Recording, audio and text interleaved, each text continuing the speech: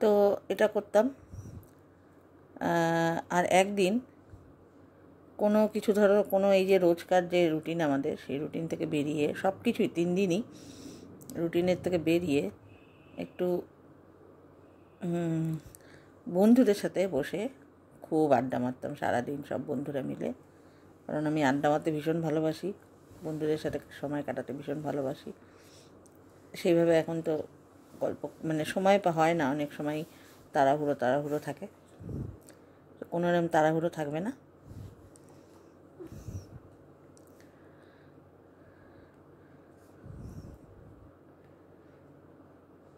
জানি না ওরকম কেউ তো এখন অবধি নেই যে যার সাথে বসে আমি সব মনের কথা বলতে পারি, সে শুনবে বা সে কোনো যদি আমাকে সাজেশান দিতে হয় দেবে, সেরকম কেউ নেই যার সাথে বসে গল্প করব। জানি না কোনোদিন কেউ হবে কি হবে না,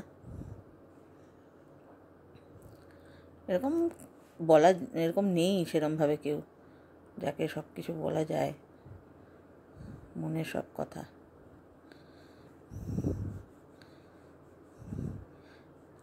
বন্ধুদের অনেকটাই বলি ঠিকই, কিন্তু তাও মনে হয় যেন সবটা বলার মতো কেউ নেই। কিন্তু খুব ভালো লাগে কোনো সমুদ্রের পাড়ে বসে গল্প করব, এই আর কি। আর আলপনাটা আঁকছি। এই আলপনাটা আঁকার এটা আমার মনে হয় যে আমি যদি এরকম হতে পারতাম, যে আমি যদি এই আলপনার যে রং, নানান রকম রং, তো এই রং যদি সব মানুষের মধ্যে ছড়িয়ে দিতে পারতাম, যারা এত কষ্টে আছে, অনেক দুঃখ, অনেক কিছু, মানুষ একাকিত্ব, ভালোবাসার কাঙাল, মানুষ সবাই সবার কাছে কিছু না কিছু একটা চাইছে, ফাঁকা না, সেই জন্যই চাইছে। আমার মনে হয় আমি যদি পারতাম যে এই রঙের মতো চারিদিকে সবার জীবনে সুন্দর রঙিন হয়ে উঠুক, কারোর কোনো দুঃখ থাকবে না, সবাই ভালো থাকবে, খুশিতে থাকবে, সেরকম যদি করতে পারতাম, আমার যেন মনে হয় যে আমার হাতে যদি এমন কোনো কিছু থাকতো যেটা দিয়ে আমি সবার জীবনটাকে রাঙিয়ে দিতে পারতাম, যারা খুব কষ্টে দুঃখে আছে।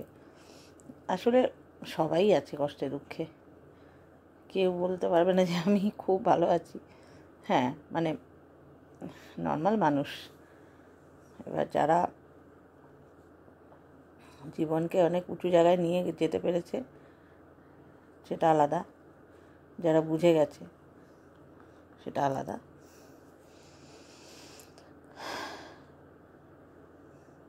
কিন্তু খুব ইচ্ছে করে যে এরকম যদি করতে পারতাম, যে মানুষের এত কষ্ট, কোনো কোথাও কষ্ট থাকতো না। আমার হাতে যদি এরকম কোনো রং থাকতো, যে আমি সবার জীবনে এরকম সুন্দর করে আমি রঙের মতো, আলপনার মতো তাদের জীবনগুলো, তাদের অবশ্যই আমার পছন্দ মতো না, তাদের পছন্দ মতো, তারা যা চায়, যেরকমটা চায় সেরকম যদি আমি দিতে পারতাম। কত মানুষের কত রকম কষ্ট দেখি, খারাপ লাগে।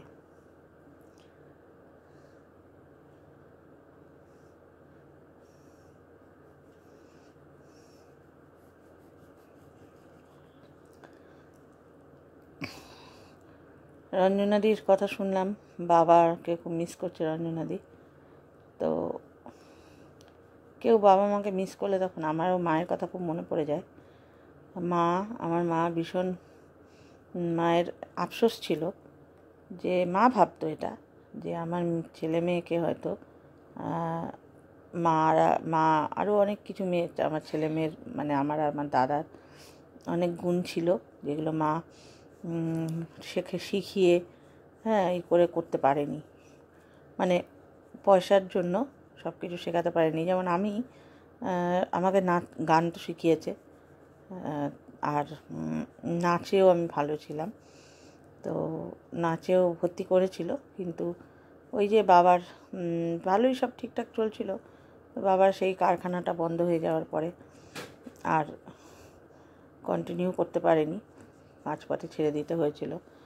তারপরে আমার দাদা ভীষণ সুন্দর আঁকতো। দাদার আঁকার হাত খুব ভালো। এখনও দাদা যদি কোথাও কোনো সময় বসে, আমার দোকানে এসেও বসে, পেন খাতা হাতের সামনে থাকলে কিছু আঁকতে থাকে। আমিও আঁকতাম, আমিও আঁকি। সেটা কী আঁকি বলো তো? আমি যখনই আঁকি না, চোখ আঁকতে ভীষণ ভালোবাসি, চোখ আর ভুরু, আর মুখের কোনো কিছু আঁকি না, চোখ আর ভুরু আঁকি। কেন জানি না, নানান রকম চোখ ভুরু আঁকতে ভালোবাসি।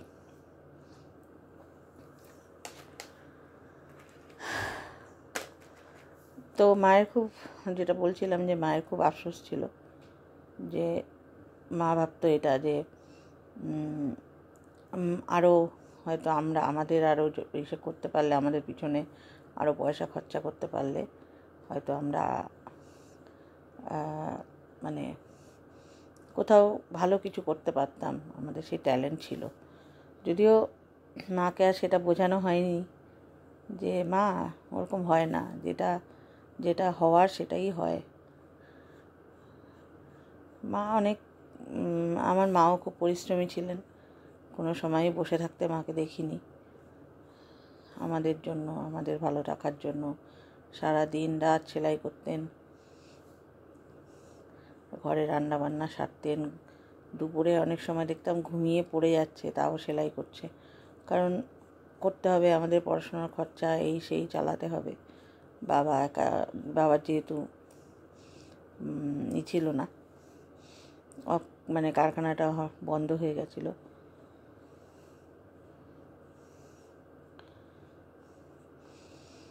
তো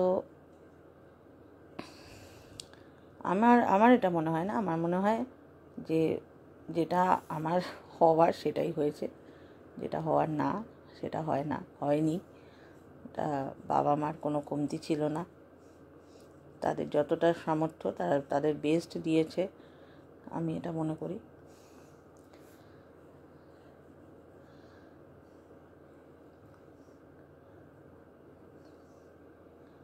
আর আমার বাবার সাথে তো সত্যি আমার কাছে কানেক্ট করছিলাম, যে যাদের আমি আমাদের বন্ধু মিতা বন্ধুরও আমি কমেন্ট করলাম মেসেজ ইসেতে, তোমার রঞ্জনাদির ভিডিওর কমেন্ট বক্স থেকে, যে মিতা বন্ধুরও বাবা বয়স্ক, কানে শুনতে পায় না, সেই জন্য ফোনেও কথা হয় না।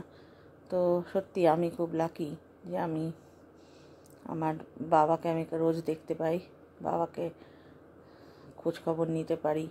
আমি কি নেব, আমার থেকে উনি আমার বেশি খোঁজ নেয়। দোকান খুলিসনি বা খেয়েছিস, খাবার এখনও বেল শরবত করে দোকানে দিয়ে যায়, খা, তাতে আগে খেয়ে নে, এরকম করে। তো সত্যি আমি ঈশ্বরের পরম কৃপা যে আমি আমার বাবা মার কাছে ছিলাম। বাবা মা যখন যেটা দরকার মানে বাবা মা অসুস্থ হয়েছে, দৌড়ে যেতে পেরেছি।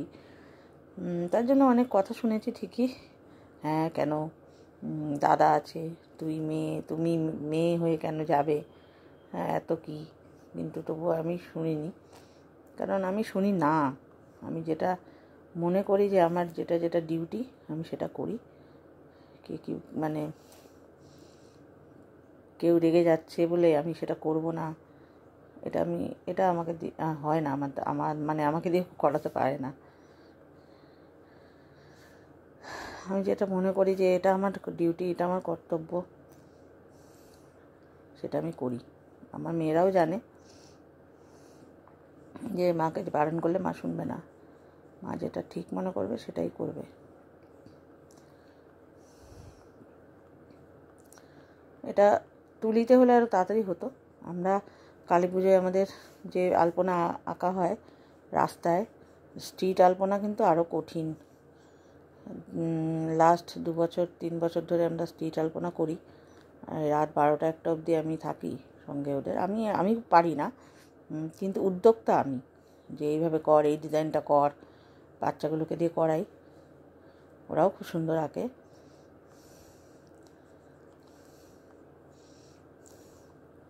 এটা তুলিতে হলে আরও তাড়াতাড়ি হতো আর কি।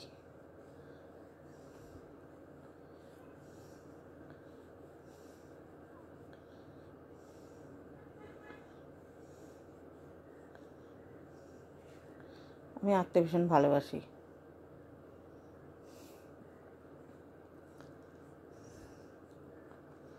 আমি আঁকা শিখিনি, কিন্তু দাদাকে আঁকা দাদাকে আঁকাতে ভর্তি করিয়েছিল মা। আর আমার বড় মেয়ে বহু সুন্দর আঁকে। আমার খুব ভালো লাগে যে আমার দুঃখ থাকতো যদি, মানে আমার মেয়েরা যদি আঁকতে না পারতো, আমার দুঃখ থাকতো। ঠিক আছে, ওরা গান গাইতে পারে না, নাচতে পারে না ঠিকই, কিন্তু আঁকতে পারে, এটা আমি ভীষণ খুশি। কেননা আমার বড় মেয়ে ভীষণ সুন্দর আঁকে। ওকেও আঁকা শিখিয়েছি ছোটোবেলায়, কিন্তু শেখানোটা বড় কথা না। বড় কথা হচ্ছে ইন্টারেস্ট আসে কি না, ভালোবাসে কি না, সেটাও বসে বসে আঁকে। এখনও ঘরে বসে বসে সময় পেলে আঁকে।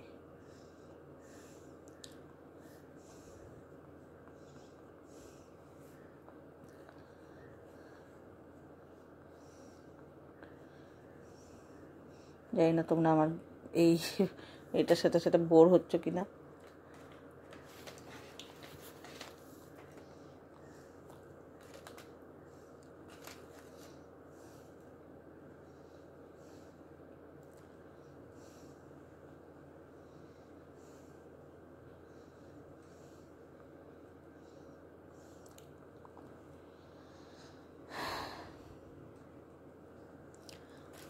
অনেক দিন তো আঁকিবুকি করি না, তো খুব যে ভালোভাবে এটাকে জানতে দিতে পারছি না।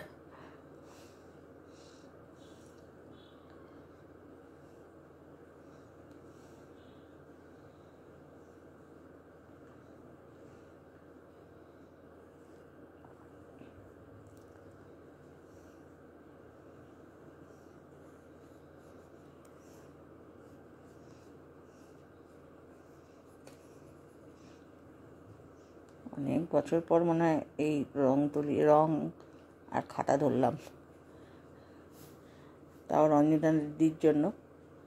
রঞ্জনাদি টপিকটা দিয়েছিল বলে তাই।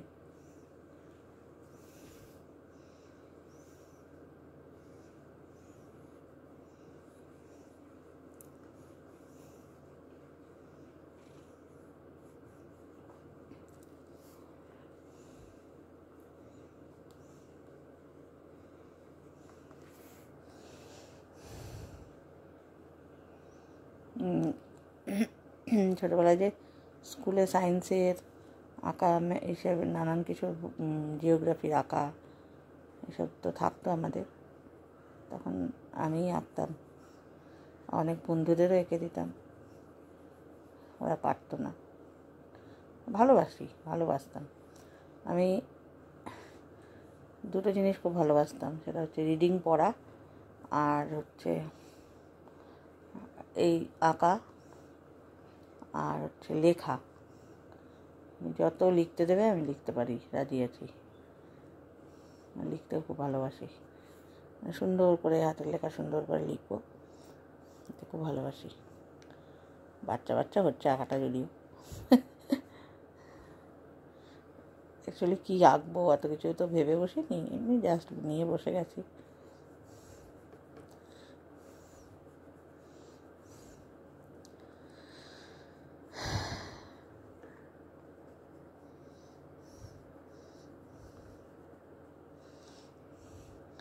এঞ্জেল পাশে ঘুমাচ্ছে, তাই বেশি জোরে কথা বললাম না, আস্তে আস্তেই কথা বললাম।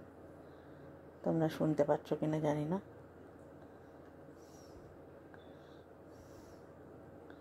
এই রে, বেঁকে গেল।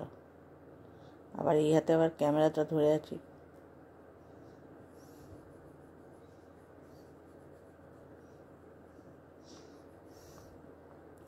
যাই হোক, আমার নিজের লোকেরাই তো দেখবে, কনসা দেশ বিদেশ যাচ্ছে আমার আঁকা। আর যদি কেউ বলে কি আঁকছো এটা তুমি, তো ঠিক আছে, বলবো হ্যাঁ ভাই, পারি না তো কি করব, যা পারি তাই আঁকছি। কি আঁকছো এটা বলবে, কেউ যদি বলেও মাথা পেতে নেব, কারণ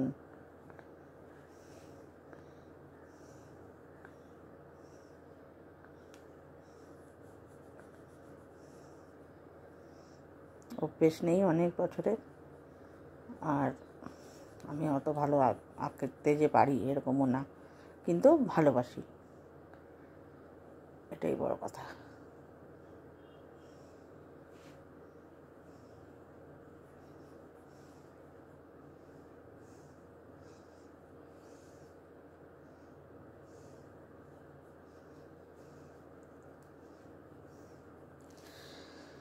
চলো, তোমরা বোর হবে, আর বেশি বড় করলাম না আঁকাটাকে, বাচ্চাদের আঁকা, আমি তো বাচ্চাই। এই আঁকলাম, আর মন থেকে ঈশ্বরের কাছে বললাম যে সবার জীবন যেন এরকম নানান রঙে সুন্দর রঙিন হয়ে উঠুক। প্রত্যেকের জীবন, সারা পৃথিবীর প্রত্যেকটা মানুষের জীবন যেন, সবাই যেন খুব খুশি থাকে, ভালো থাকে, সবাই যেন, কারোর যেন কোনো কষ্ট না হয়, কেউ যেন রোগে কোনো কষ্ট না পায়। আমার হাতে যদি থাকতো, আমি সবার মানে জীবনটা সুন্দর করে রাঙিয়ে দিতাম। চলো, সবাই খুব ভালো থেকো, সুস্থ থেকো। আর জানি না কি বললাম, কি করলাম, তো যেটা পারলাম সেটাই করলাম। এখনকার মতো টাটা।